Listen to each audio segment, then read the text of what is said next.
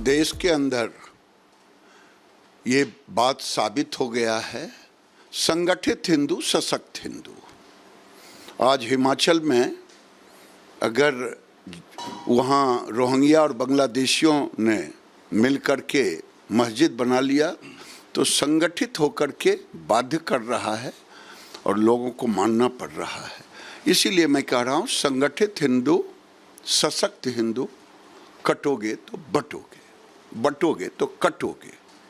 योगी जी ने यह नारा दिया है, हरियाणा के चुनाव में बड़ा सफल रहा आप लोगों के लिए। सफल नहीं रहा ये हिंदुओं के लिए। बांग्लादेश में जिस दिन घटना घटी है उस दिन से मेरे मन को कौंध रहा है। आपसे मैं पूछता हूं कि नसरुल्लाह लेबनान में मरता हो और भारत का कोई ऐसा जगह नहीं बचा जहां पेट में दर्द नहीं हो किसी को। आखिर क्या? जब म्यांमार में होता है 2015-16 में, बॉम्बे में जुलूस निकलता है, हमारी बेटी, हमारा बेटा, हमारा भाई पाकिस्तान में कट गया, लुट गया, मंडपों से उठ गया। देश तो इसीलिए न बटा था। मुसलमानों के लिए पाकिस्तान बना और हिंदुओं के लिए हिंदुस्तान बना। लेकिन कांग्रेस की गलत नीतियों के कारण कुछ मुसलमानों को रख लिए तुष्टीकरण के लिए, और आज ऐसा तुष्टीकरण हुआ कि हमने तो इतने साल से कभी किसी तजिया पर पत्थर नहीं फेंका बल्कि सम्मिलित हुए। लेकिन आज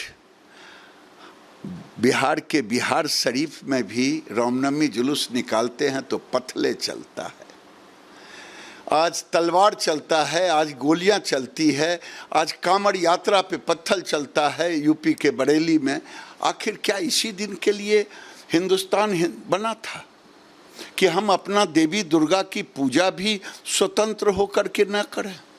बांग्लादेश की घटना ने झकझोर दिया।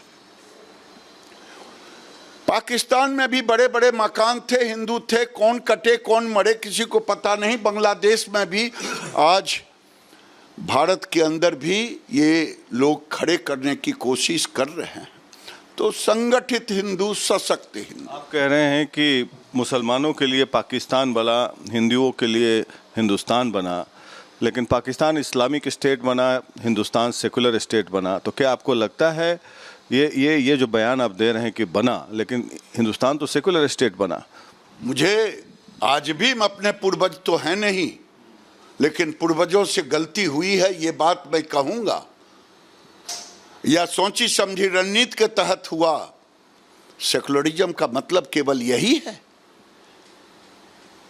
तुम पियो तो पुण्य, मैं पीऊं तो पाप।